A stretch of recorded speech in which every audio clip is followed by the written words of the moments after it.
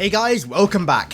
Today I want to give you my brutally, yes, pun intended, my brutally honest thoughts and opinions on Halo Infinite so far. So I was going to do this at the weekend, but my thoughts were honestly all over the place for a good 2-3 days after the reveal. I wanted to wait for them to sort of collect and cement, and now they have done.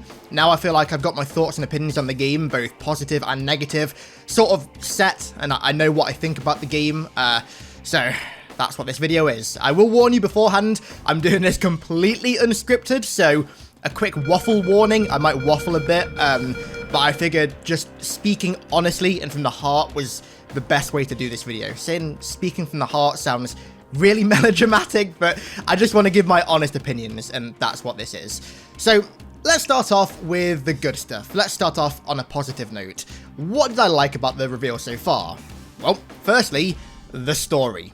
What little story details we got from the reveal made me very surprisingly hyped. I wasn't expecting to be as excited as I was, and a lot of the genuine hype on my face during the reveal on my stream, well, I mean, part of it obviously was because I liked what I saw, but part of it was also because I didn't expect to like what I saw. I went into that show, honestly, expecting to be not particularly happy with the overall thing. I thought I'd like the odd detail, but, like, I don't know, I thought the story was going to be very muted and they weren't going to reveal much, but they did reveal a fair bit, and I don't know, it just made me really hyped. And actually, since the reveal, they've even revealed more. So you may have seen this the other day, but a few days ago, Chris Lee officially confirmed that Halo Infinite is set on Zeta Halo. Yes! We called it in 2015, baby!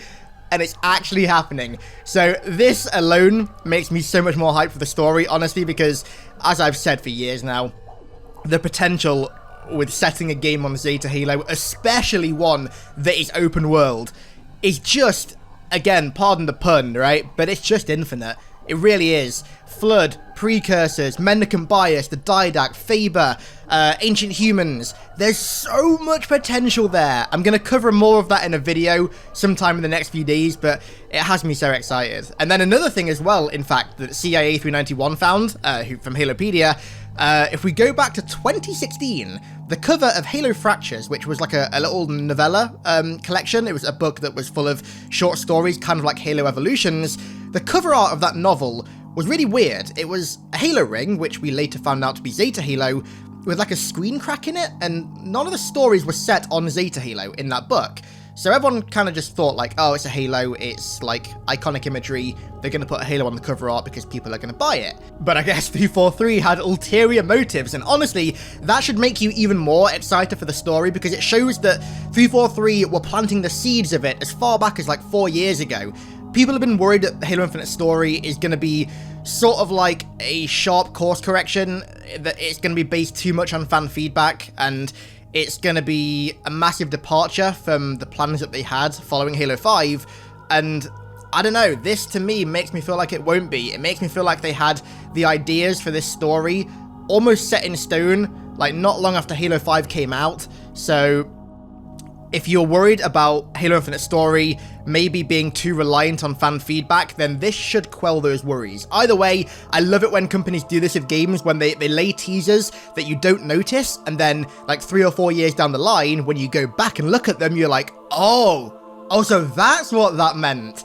I love it when games and stories do that, and this is just a fantastic example of that. Another thing that I really liked was the art style. Now, it wasn't perfect, and I'm going to touch more on that later in the video. There are definitely some things that could be changed to make it look a lot better, but overall, the art style, I think, does look like Halo. A lot of the elements, like, for example, the Pelican, the environments, the enemies, the brutes, the grunts, the elites, the jackals, even some of the new weapons, not all of them, but some of them, like the Ravager, for example, and the Pulse Carbine, I might not like how it sounds, but I think they both look really Halo. The Ravager looks really brutish. The Pulse Carbine looks straight up like a modified H2A carbine, like even in like the colors and the textures on the gun. I really like that. I like the shift back towards purple Covenant weapons as opposed to the blue ones that Halo 4 and Halo 5 had, which I wasn't a fan of. Big fan of that.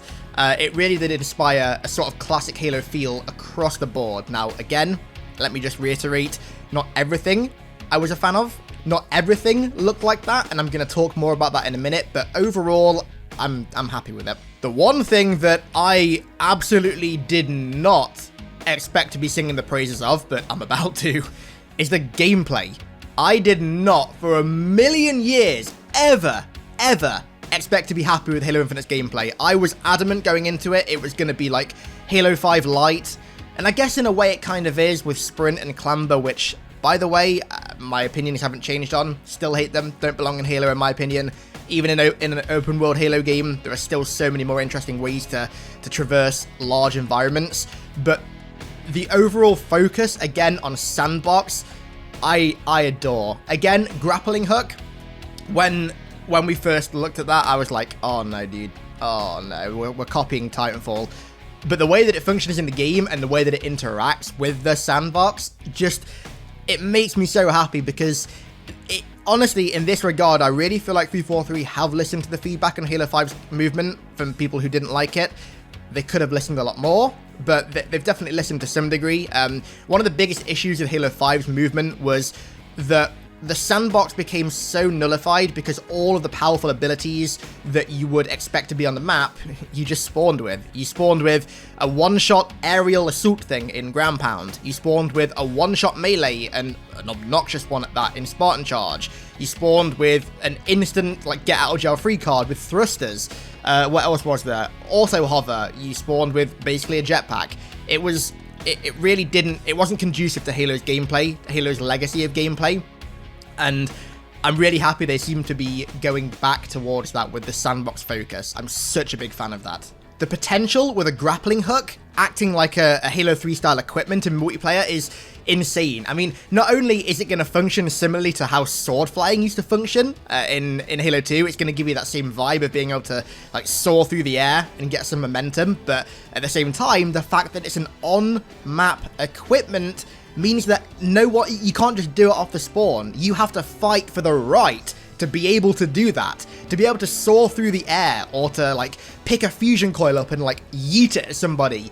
You have to fight for the ability to do that. You have to be the better player to get that advantage. You don't just spawn with it anymore, which is so good. I love it so much. One thing that Axeman pointed out in his video that I love is the idea of like your buddy's driving away in a Warthog, you've got the flag, and you grapple into the Warthog and hop in, or like grapple to the back of a mongoose. That just sounds so cool. I can already see the montage moments coming out of that. Something else that I actually really like that people don't really seem to be touching on much is the way that enemies respond to damage. The sort of visual damage feedback is really good. Like shooting this brute in the leg and making him stumble, shooting this brute in the back with a shotgun and having him like actually react and hold that part of his back where he was shot. The actual visual effects, like the blood and the methane that come out of the grunts when you shoot them, the bright shield effect on the elite, although I don't think the shields look very good at all, the actual visual effect of the shields is very good feedback, and it makes me question why this game has hit markers, especially in campaign. I'm going to touch on more of that in a minute, but hit markers just seem so unnecessary in this game. I don't see why they're there when the visual feedback is so good. But that's a topic for a few minutes. One of the big ones is the game being open world, at least to a degree. They still haven't clarified exactly how open world it is, but there have been some maths done. There was a really good Reddit post that popped up the other day of, I forgot the guy's name who did it. Major props to you, my dude. He did the actual maths and calculated how big the open world was based on the map that we saw. And fellas, it's a big map. This is a big map, and the potential there is, I'm going to say it again, the potential is infinite. It really is. There's so much room there to hide Easter eggs, like iconic nostalgic locations, the idea of like a new game plus mode once you finish the campaign, being able to go back through it and explore it in different areas. Open world Halo is something that I was never really on board with until I saw this. I'm really hoping that that's not a honeymoon phase type thing, and that they actually do nail it. Obviously, how good the open world is going to depend on how they execute it, and that is one of my worries. I feel like it could go either way. If the world is filled with things to do, with unique things to do and interesting missions, not just repetitive like destroy 3 things or kill 1 character type things, then I feel like the open world is going to really suit Halo. I'm excited to see how they manage it, but I do want to see some more details before I get overly hyped about it. And then something else that's related to the open world as well is the idea of a day-night cycle. Now, this might seem like quite a, not small detail, but not a vastly important one, because at the end of the day, it might just seem like a visual thing. Like, you can see the sunset, or you can see the sunrise, or whatever, but there's so much room there to sort of play with the gameplay depending on the time of day. Like, in the middle of the day, maybe you could have more grunts out, and then at night, when it starts to turn darker, you could start seeing, like, elite units, for example, like Silent Shadow, maybe the Bloodstars, that group of brutes that Aatrox used to serve in. Maybe they could start showing up again, maybe they're in the Banish now. I mean, one thing that people have said a lot is that the Flood could, like, only come out at night or something. There could be some really creepy nighttime Flood encounters where you have to rely on your flashlight to see them. And as well, that's another thing. Having a day-night cycle, I really hope will bring back an emphasis on the atmosphere that's created in the darkness and how you break into that atmosphere kind of with a flashlight, because the only game to ever really do that was Halo CE, and to a degree Halo 2 as well. The atmosphere that you created using a flashlight was fantastic, and I'm really hoping it makes a return in Infinite. For example, one thing that comes to mind is that in Death Stranding, for example, it's quite a different game, but in Death Stranding, there's one section at the start of the game where you hit this really dense forest, and there's BTs everywhere, and you have to navigate through this really dense forest where it's kind of dark, and it gives off this really creepy and foreboding atmosphere. And just imagine that with the Flood in like the heart of nighttime. Or, for example, imagine that you're wandering through a forest in, like, the dead of night, and you just see, like, the red glow of a Silent Shadow's armor in the distance, or, like, the orange glow of a brute stalker's visor in the distance. Oh, so much potential there. They could really do some, like, Dead Rising style nighttime encounters with a day-night cycle, and I just really hope they execute it right, because if they do, there's just, oh, my mind is ready to be blown. Okay, so now let's touch on the not-so-great stuff about the reveal, the things that I didn't like, and I just want to get the obvious one out of the way first, the graphics, right? I'm sorry, but the graphics were frankly embarrassing, and the more that you pick through the trailer, and the more you rewatch it, the more graphical issues you notice. Halo has never been a graphically intensive game, right? But you've got to draw the line somewhere, and Infinite looked, from a graphical standpoint, embarrassing.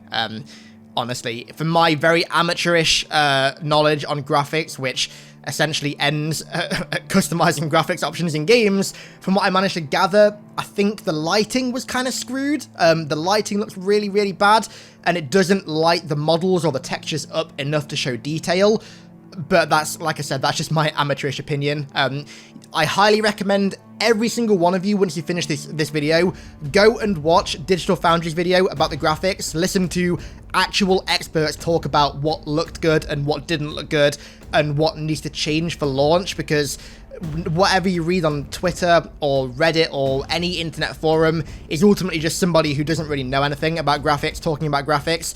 This video is people who know a lot about video game graphics and what goes into making them look good and bad. It's them talking about what made Infinite look good and bad, so please just go and watch that video after this one. I highly recommend it. I do want to say that graphics in a game, especially a Halo game, aren't everything.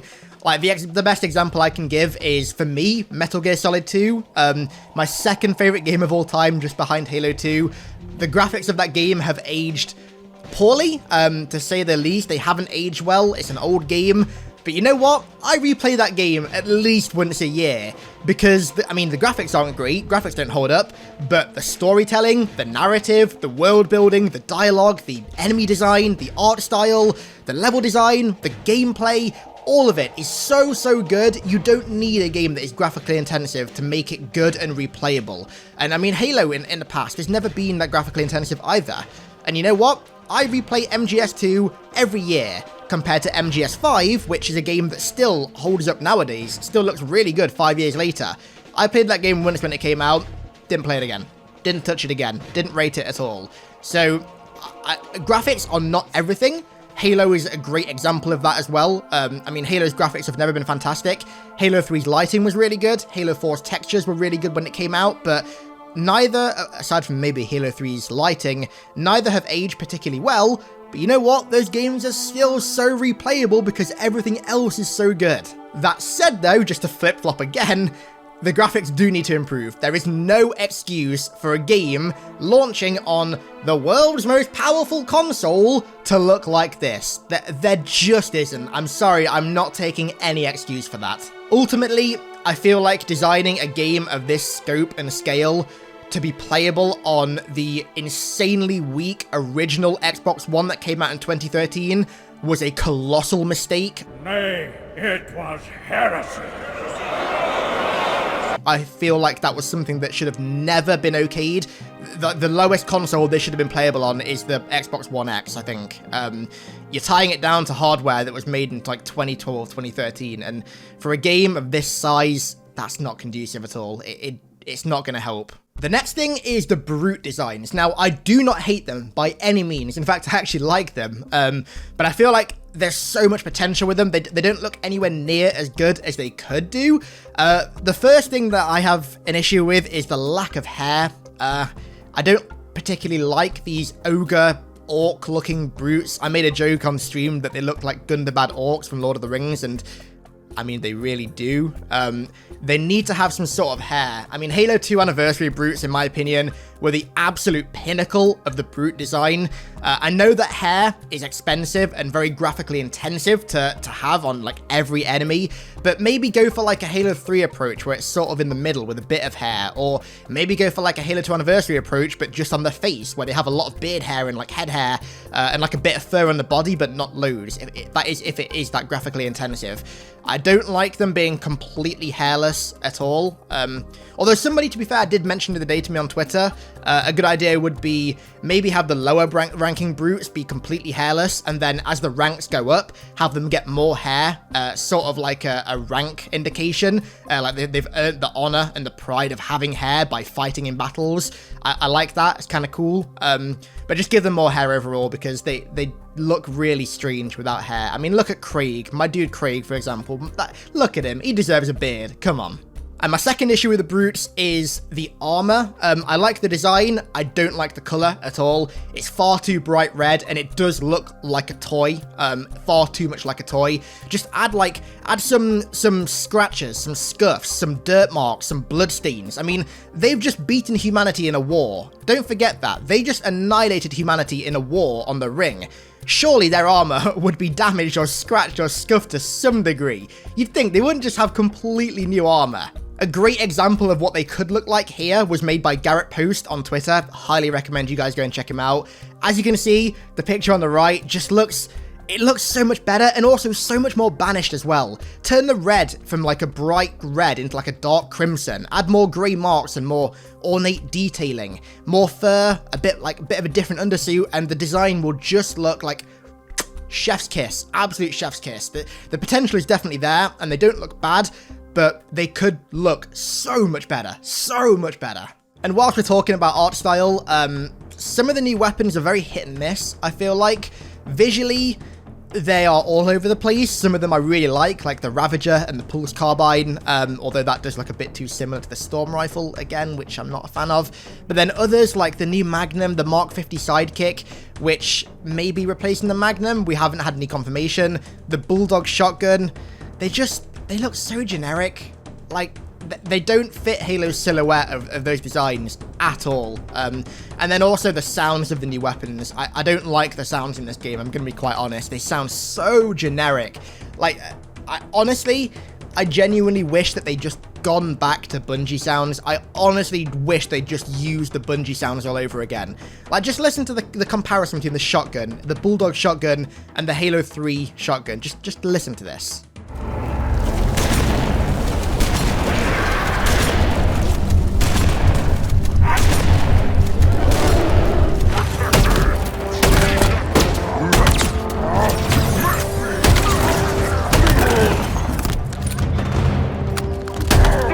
Tell me that Halo 3's shotgun doesn't sound like infinitely more unique and special compared to the just generic flat sound of the Bulldog and Infinite. The sounds really aren't there. But yeah, overall, I really don't like the fact that a lot of these new designs seem to be completely replacing the classic designs. I feel like that is entirely counterintuitive to the design philosophy of Infinite. I mean, Infinite is meant to be a return to normality, a return to familiar designs from Halo, and in many ways it is. Like Master Chief, for example, the Pelican, the Halo Ring, it is a return to that. But then you get weapons like the Bulldog and the Mark 50 Sidekick and the weird VK-78 like commando that doesn't... It's so counterintuitive to me. It's like, in some areas they really have focused on returning to the look of Halo, and then in other areas they've just gone the complete opposite way, and it's like two clashing styles that don't really seem to fit together. And speaking of things that don't fit, hit markers. There is absolutely no need at all for hit markers in Halo, at least in campaign. I still don't think there is a multiplayer, but campaign in particular, especially with how like good the visual feedback is in Infinite when you shoot somebody. Like shooting the grunts, all that the blood and the methane comes out. Shooting the brutes, they stumble around, their armor breaks off and fragments. Shooting the elites, their shields flare up, although the shields don't look very good, they flare up really bright. But then there's these obnoxious hit markers that overlay all that just get in the way. There is no need for hit markers in Halo Infinite. They are utterly unnecessary. If you've got to have them in the game, make them an opt-in feature, where by default they're turned off, but you can go into a menu and turn them on if you want. But they don't belong in the game. Neither do grenade hit markers, that's another thing. I'll talk about this more when we get a multiplayer reveal, if they're in that or not. But grenade hit markers need to be nowhere in this game. They can't be anywhere in this game. They can't even be a toggleable, because what that creates is a sense of every grenade acting like a mini UAV. Like, if you don't know somebody's in a room, you can throw a grenade in, and if you get hit marker, oh yeah, somebody's in the room. If you don't, then you know that somebody isn't. It makes the grenades act like mini UAVs. Yeah, that's more of an issue with multiplayer, but I just thought I'd bring it up here just to get it out there. Now, I did just mention how happy I was to see blood coming out of like the grunts and stuff when you shoot them, and I am, but at the same time, it doesn't stick to the ground. Like, look at this art, for example. It looks so much better when the blood actually sticks to the ground below the body of whatever you've killed and actually sticks to the environment, as opposed to just appearing for like half a second and then despawning. It looks so much better.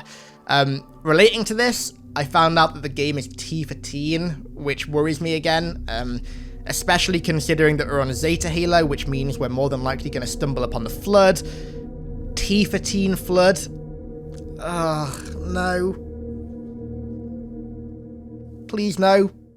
Now, the open world is something that I said at the start of this video that I'm really excited for, and I am, but it all depends on the execution. I feel like there's so much room for failure, and not as much room for success. However, if they manage to hit that success area, that little success region, it'll be really good. But I do worry that they might not. My biggest worry is that the open world might just feel kind of empty with how big it's going to end up being.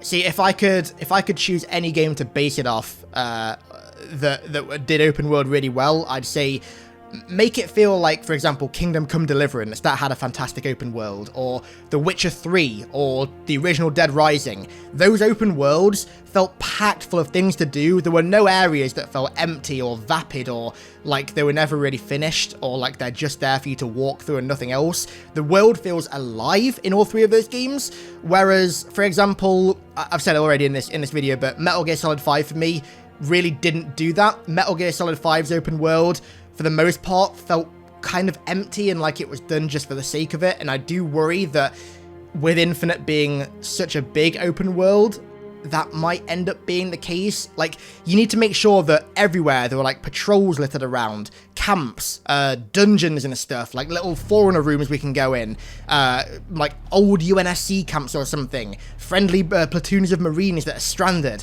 You've got to really pack this world full and make it feel alive. Another worry that I have regarding the open world is invisible barriers and kill barriers, which is something that 343 have always been far too liberal with in terms of their use of them in their games. I mean, Halo 4 and Halo 5 are just packed full of barriers that don't let you explore at all. And with this game's focus on exploration, I really hope they take the Halo 2 approach, where you can literally just go anywhere, even if it's technically out of the map. I really hope they take that approach, because I've just got this horrible vision of them being far, far too liberal with them again and blocking like loads of really cool routes you could take to a mission or like to take out a camp with invisible barriers, and I'd hate to see the open world stunted by that. Another worry that I'm sure we all have that was only exacerbated for me after that call with 343 last week is the amount of content the game is going to launch with. Now, Chris Lee kind of dodged the question when we asked him, like, will the game launch with all the key features that Halo 5 didn't, and he kind of dodged the question, which makes me worried. And with a game that has been in development for 5 years, I'm sorry, I don't care if like 2 or 3 of those years were spent on the engine.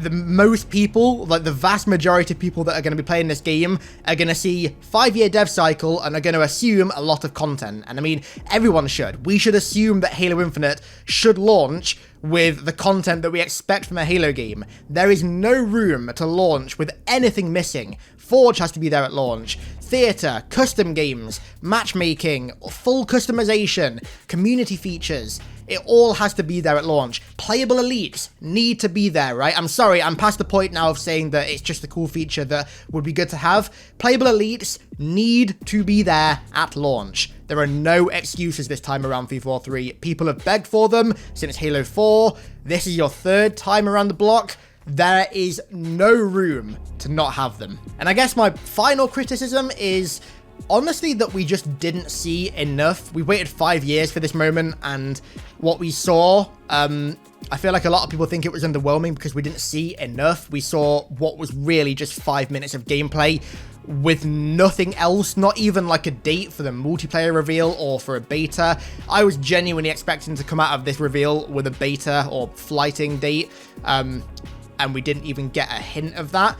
The game is coming out in a maximum now of 4 months. Absolute maximum. And that's if it comes out in late November, which it more than likely won't do. We need to start testing this game ASAP. We need to get a feel of what this game is actually like ourselves ASAP. We absolutely do. There is no room for a beta in the last month or like a hype beta in the last month or two. We need to get a beta going ASAP. We need to get a multiplayer reveal going ASAP. There's no room for leaving this till the last minute, 343. You've got to act on it now. You've got to stay on top of it. You've got to keep the hype up. And the beta is like the best way to do that. But yeah, those are my overall, very waffly, all over the place thoughts and opinions on Halo Infinite so far. I'm very hyped for this game, but there are some things that really do worry me that we need to get clarification on or that need to change before launch.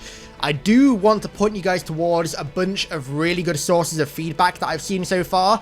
So the first one, I've got to list them here. The first one is a thread on Reddit by Nyoko that is a comprehensive list of pretty much everything that people have unanimously agreed on that is good, that is bad, and that needs to change about the game. This list is fantastic. Massive props to Nyoko for putting it together. Go and give it a read.